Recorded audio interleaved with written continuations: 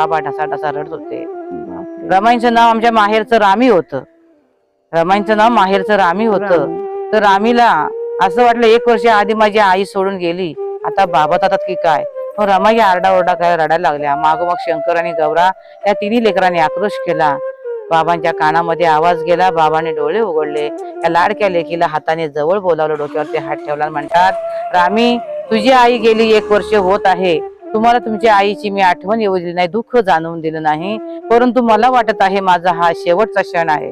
रामी या 2 भावंडांची आई बाप तुला व्हायचा आहे. रमाई 8 वर्षामध्ये 2 भावंडांची आई बाप झाली. 9व्या वर्षामध्ये आपल्या साहेबांची पत्नी झाली. 9व्या वर्षामध्ये रमाई 9 कोटी जनतेची आई झाली. धन्य माझी माहुली. आणि या माहुलीच्या गावाला रमाई युट्यूब चॅनल इथे आलेले आहात, तर तुमचं आम्ही खरोखर स्वागत करतो की आम्हाला अशाच महिलांची, अशाच चॅनलची गरज आहे, जेणेकरून हा प्रचार